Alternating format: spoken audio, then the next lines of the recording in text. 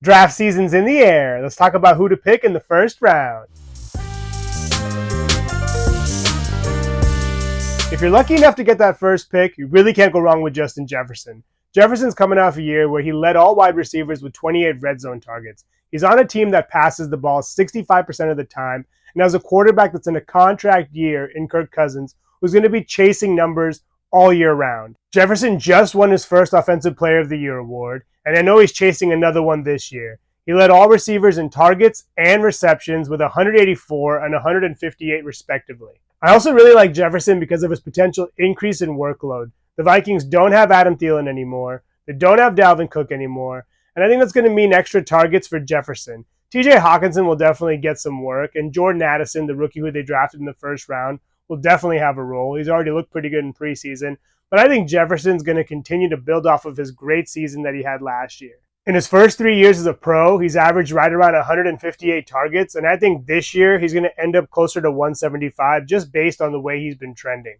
I think the only thing I'd like to see from Jefferson in terms of improvement would probably be touchdowns. I know he had 8 last year, but I hope he can get closer to that double-digit mark. If you end up with the number 2 pick, you really can't go wrong with this guy, Austin Ekeler. Ekeler ended up averaging 21.9 points per game and finishing as the RB1 overall in PPR. What's most impressive about his campaign is the fact that he had 107 receptions, good for 5th best in the league. In addition to this, he had 13 touchdowns on the ground and 5 touchdowns through the air. And I think he has a great chance to repeat those numbers this year. He's still behind a top 10 offensive line. He has Justin Herbert throwing him the ball, who had the second most pass attempts in the league last year, and he probably would have been one. He was only behind Tom Brady, who was pretty much a dump-off king last year, just passing it to Leonard Fournette every chance he got. What also really excites me about Ekeler is the fact that he was tied for 5th with 23 red zone targets. No other running back was even close. Herbert clearly looks for Ekeler in the red zone, and that should continue this year. The only concerns I may have around Ekeler is the fact that the Chargers receiving core both got better and healthier. They drafted Quentin Johnston in the first round. Keenan Allen is now healthy. Last year he was battling a hamstring injury, which definitely boosted Ekeler's receiving workload. And of course they have Mike Williams. So I can see some of that eating into Ekeler's receiving workload, but I still think he has a really good chance to end up with 100 receptions. And I think he'll definitely get 5 receiving touchdowns. Picking at number 3, Christian McCaffrey. From week 6 onward, McCaffrey was the RB1 overall in PPR, reminding all of us why he was drafted number 1 overall for all those years. He ended up finishing as the RB2 overall, and that's probably attributed to the fact that he was in Carolina for the first few weeks of the season. But I think this year in San Francisco, with a full offseason, I think they're definitely going to be able to utilize him even more than they did last year. McCaffrey ended up with 85 receptions, 22 fewer than Austin Ekeler's 107. But what's impressive is the fact that he had more yards than Ekeler. So I think it's clear he's going to have a heavy role in the passing game moving forward. I will say, however, his workload was probably propped up a little bit by the fact that Deebo Samuel was nursing a high ankle sprain for much of the year. And the other thing I'd really monitor is the 49ers O-line. If Trent Williams misses any time, this O-line is in trouble. I mean, if you guys saw the first preseason game, it looked like the second and third stringers literally didn't know what they were doing out there. And that makes me a little bit worried. Hopefully McCaffrey can overcome some of this with his role in the passing game. But if they don't, that could spell some trouble for McCaffrey in between the tackles. The other thing, which is kind of a catch-22, is the fact that the 49ers have the 5th easiest schedule on paper. While that's probably great in terms of game script, it also means that McCaffrey might get phased out as the game goes on if the 49ers get a big lead. I know that Shanahan's going to try to protect his best asset and protect him for the postseason, especially given his health history. Hopefully that's not the case, but that's just something to be mindful of. Picking at number 4, Tyreek Hill. Fresh off of his second WR2 finish in the last 3 seasons, he also was second in the league with 119 receptions and averaged a healthy 14.4 yards per catch. Another year in the books for Mr. Hill. And I think he's going to pick up right where he left off. He showed that it's not all Patrick Mahomes. He's definitely a very talented wide receiver. And it's clear that he has a pretty strong connection with Tua. We all just have to hope that Tua stays healthy.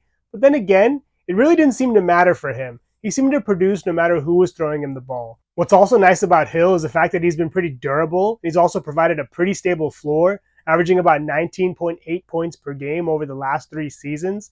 So I think going into this year, if Jalen Waddle's midsection injury isn't too serious and he's able to take away some defensive attention like he did last year, I think Hill has a great chance to finish as the WR1 and even go over 2,000 yards, especially if Tua can remain upright.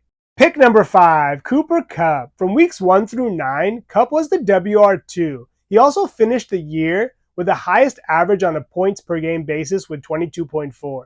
This is despite only playing 9 games. I feel like a lot of people are sleeping on Kupp because of his injury from last year, and also how the Rams just fell off completely after their Super Bowl. But let's not forget, this man was the Triple Crown winner 2 years ago, and I don't think his skill set has diminished all that much. He's absolutely the best receiver on the Rams. He only has Van Jefferson and Ben Skoranek behind him, and Matt Stafford has proven time and time again that he locks onto his best receiver. So I can totally see Kupp averaging around 11 targets per game right away. I think if he can stay healthy and overcome this leg injury he suffered recently, he should remind everyone why he was the league's best receiver 2 years ago. Picking at number 6, Saquon Barkley. Barkley finished as the RB5 overall last year. And what a great story for a guy that's been injury-ridden the past couple of years. I do feel kind of bad for him given how the whole contract franchise tag situation went down, but I think that's going to be great in terms of fantasy. I think the Giants are not fully committed to him. They're going to really run him into the ground this year. So that just means more opportunity. And in fantasy, that's what we want, more opportunity. What's also really exciting about Barkley is the fact that the Giants utilize him so heavily inside the 5. He had the 5th most rushing attempts inside the 5-yard line.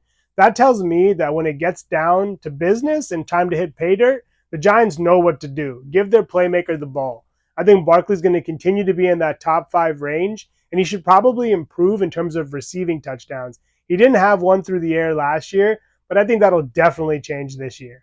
With the Giants' offense seemingly built around him, I think there's no doubt that his volume will really give him a solid floor. And I think he'll have some great pop-off weeks, but he just may not be the most efficient. The 2 biggest concerns for me with Barkley are health. Last year he was nursing a shoulder injury pretty early on, and that lingered throughout the season. And of course, the offensive line. The Giants are expected to have a bottom 5 unit, so that could spell some trouble for him, but like I mentioned, his volume should help him overcome that. Picking at number 7, Travis Kelce.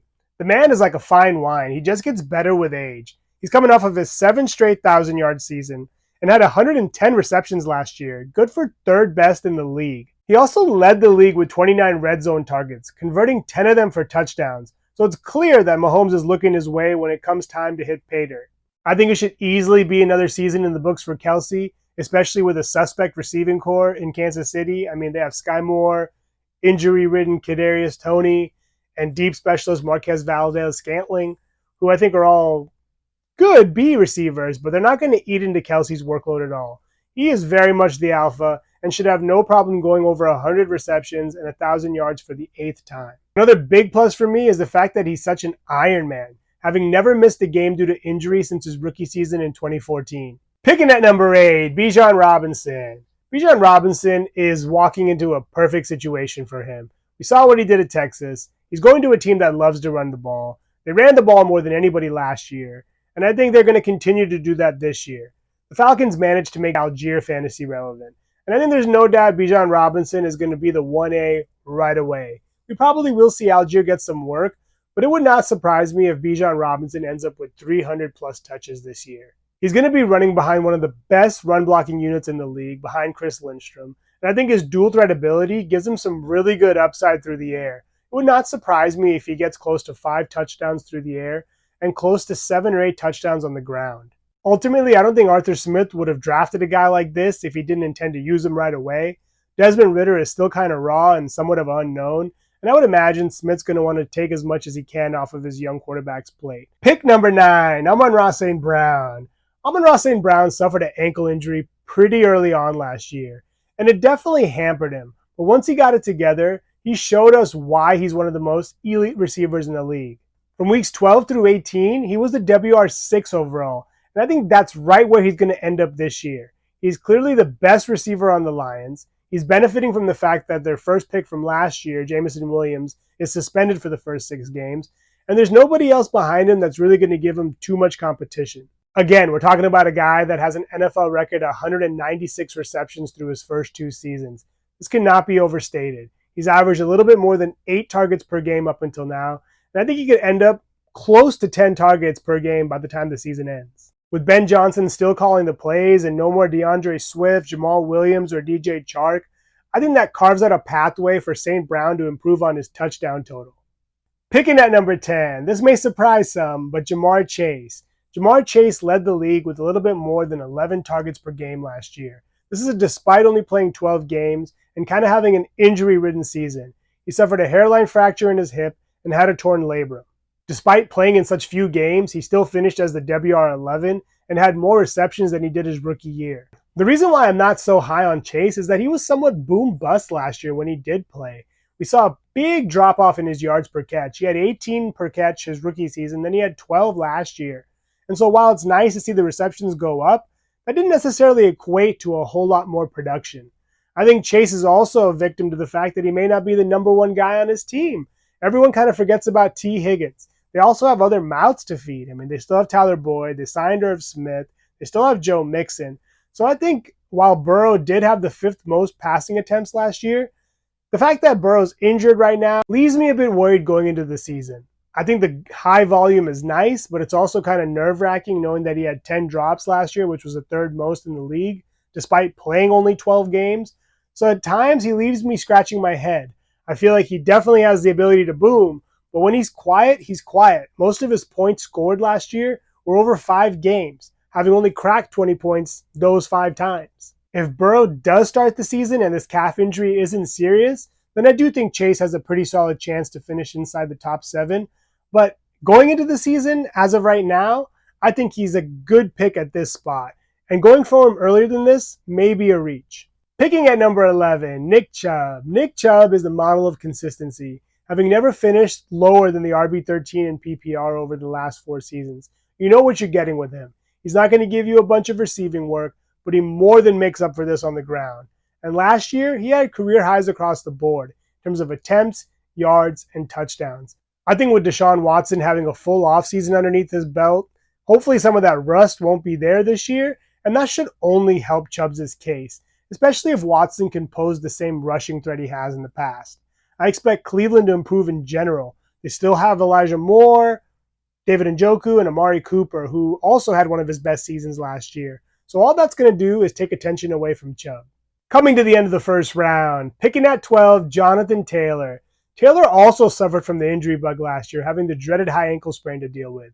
But from weeks 10 through 13, he showed us why he was the league's leading rusher 2 years ago, averaging 18.2 points per game, making him the RB3 during that stretch. In my running back rankings, I initially had Taylor 1 spot ahead of Chubb, but due to all this turmoil with the Colts and this back injury and this ankle treatment, it leaves me a little bit leery. So I think if you can, go with Chubb before Taylor, but Taylor also has more upside in the passing game. The Colts have the 3rd easiest schedule, and they also have a rookie quarterback in Anthony Richardson. So I think they're going to do what they can to make Richardson's life as easy as possible. And that usually means leaning heavily on your star running back. I expect Taylor and the Colts to figure things out before the season starts. The last thing they want is a distraction going into their young quarterback's rookie season. A couple of other things that excite me are the fact that the O-line should be much improved. I know they looked like a train wreck last year, but they still have Quentin Nelson, who in my opinion is the best at his position in the league, which should definitely help Taylor. And also having Shane Steichen as the head coach. We saw what Steichen was able to do with Jalen Hurts and Miles Sanders last year, and I think that spells a great recipe for success for Taylor this year, and even Richardson for that matter. Taylor's backup, Zach Moss, unfortunately broke his arm, which should prop up Taylor's value at least temporarily until they sign someone. But let's not forget, Taylor just led the league in rushing 2 years ago and had a total of 20 touchdowns. He's very capable, he's very young, and I think he's definitely due to finish as a strong RB1 again this year. That's my strategy for drafting in the first round. Please subscribe and leave your thoughts on who should or should not be on this list in the comments below. Thanks again for tuning in to Fantasy OT.